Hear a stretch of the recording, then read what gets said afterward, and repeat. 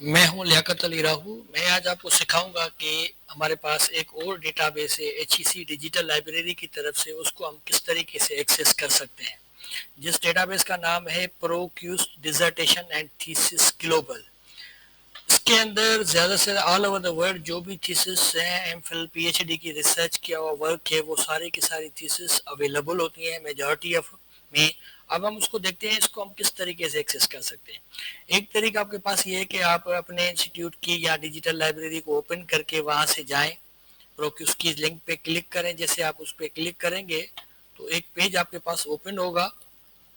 उस पेज में आपके पास ये डिटेल है।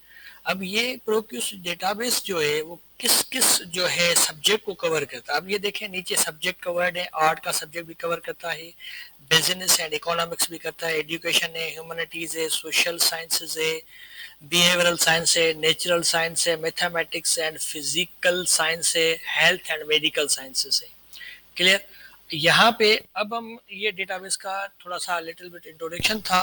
अब हम इसमें देखना चाहते हैं कि हमें कोई मटेरियल सर्च करना है। जैसे मिसाल के तौर पे मैं यहाँ लिख देता हूँ एम्प्लॉय, एम्प्लॉय परफॉर्मेंस का कीवर्ड है। मैं वो अपना टाइप करूंगा कि इसके तहत मुझे जो आइटम्स इनके पास रिक्वायर्ड हैं। अब ये देखें, नीचे भी आपको फिल्ट्रेशन भी देता है कि आपको क्या चाहिए, जो आपने कीवर्ड लिखा है उसमें से क्या। ठीक है।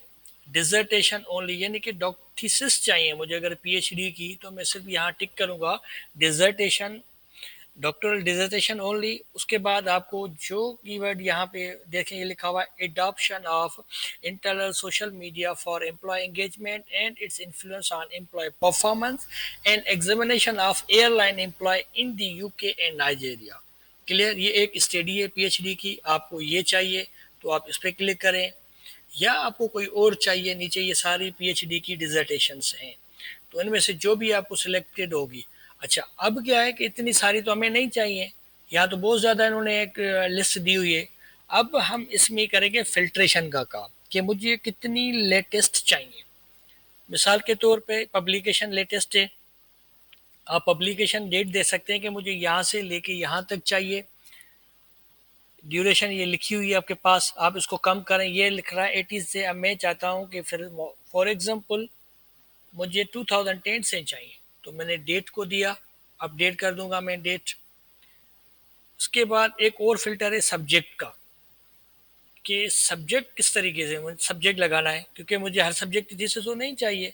मुझे जो रिसर्च है, मिसाल के तौर पे ये कहता है मैनेजमेंट के अंदर इतनी, एजुकेशन एंड लीडरशिप में इतनी है।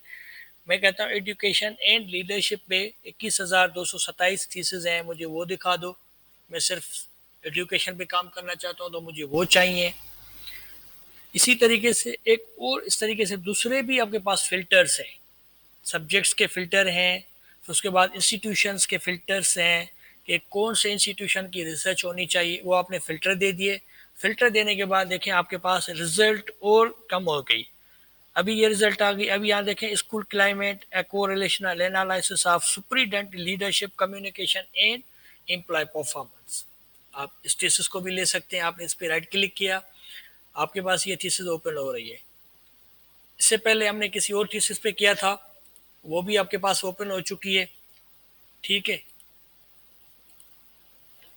तो किसी भी डेटाबेस को एक्सेस करने के लिए सबसे पहले आपके पास एक प्रॉपर कीवर्ड होना चाहिए, जिस कीवर्ड के तहत आप उसको सर्च करते हैं।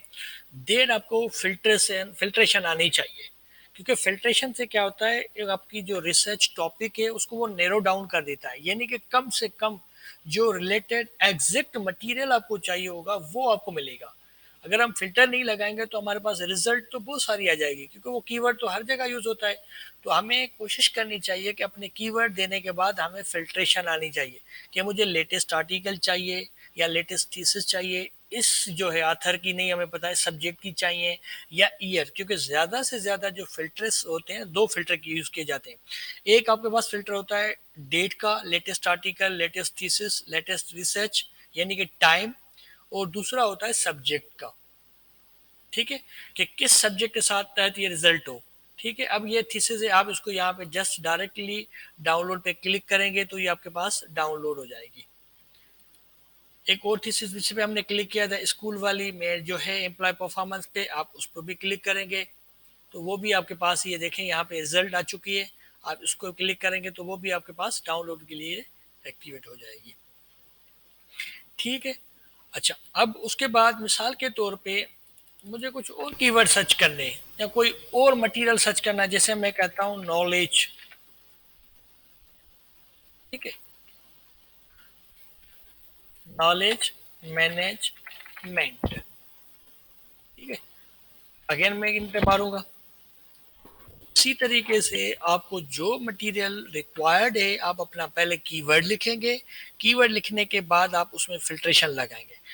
ज़्यादा से ज़्यादा फिल्ट्रेशन हमारे पास एक होती है, डेट का फिल्टर होता है कि हमें लेटेस्ट आर्टिकल हो या लेटेस्ट थीसिस वो चाहिए। देन आपके पास सब्जेक्ट का हो। ठीक है, कम से कम इसके अंदर प्रोक्यूस के अंदर ये दो ज़्यादा अच्छे फिल्टर हैं जो आपको ज़्यादा जो है ना डेटा को नेरो डाउन करके रिलेटेड डेटा आपको देते हैं। इसी के लिए ये आपको दो फिल्टर ज़्यादा यूज़ करने होते हैं। ज़्यादा अगर नहीं भी करना चाहें आप कुछ और करें, क्योंकि हमें पता नहीं है इंस्टीट्यूशंस का ज़्यादा पता नहीं होता कि किसकी तरह की किसकी रिसर्च। हाँ, मुझे अगर पता है कि सिंध यूनिवर्सिटी के प्रोफेसर ने किसी ने इस पे काम किया हुआ है, वो थीसिस यहाँ पे अवेलेबल है, तो मैं उसके नाम से सर्च करूंगा, इंस्टीट्यूशन के नाम से। या सिंध यूनिवर्सिटी में ये काम हुआ है, ये पता नहीं किसने किया हुआ है, या मेहरान यूनिवर्सिटी में ये काम किया हुआ है किसी ने, मगर मुझे बंदे का नाम पता नहीं है, टाइटल प्रॉपर नहीं है, इस तरीके से फिर आप कर सकते हैं। मगर हमारे पास ज़्यादा से ज़्यादा जो कीवर्ड यूज़ किए जाते हैं वो टाइटल पे कीवर्ड्स होते हैं या सब्जेक्ट रिलेटेड कीवर्ड आप यूज़ करेंगे, उसमें आपको एग्जैक्ट और अच्छी रिजल्ट मिल जाएगी। उसमें फिर ज़रूरी नहीं है कि आपको ऑथर का पता हो, आपको इंस्टीट्यूट का पता हो, आपको किसी और चीज़ का पता हो। तो इसीलिए कोशिश ये क्या करें कि ज़्यादा से ज़्यादा वो कीवर्ड यूज़ करें रिसर्च के जो टाइटल में यूज़ होते हैं, या जो आपके रिसर्च एरिया का इंटरेस्ट है तो उसका कोई ना कोई कीवर्ड होगा। कोई नॉलेज का है, कोई लीडरशिप का है, कोई इंफॉर्मेशन सिस्टम है। इस तरीके से आप उनको कीवर्ड्स को सर्च आउट करें। देन आप अपने रिजल्ट को फिल्टर करके और जो मटेरियल आपको रिक्वायर्ड है आप उसको डाउनलोड करें। ठीक है, ये दूसरी थीसिस थी जो मैं बता रहा था आपको, adoption of internal social media for employee engagement and its influence on perform employee performance. आप इसको भी क्लिक करके यहाँ से इसको भी डाउनलोड कर सकते हैं।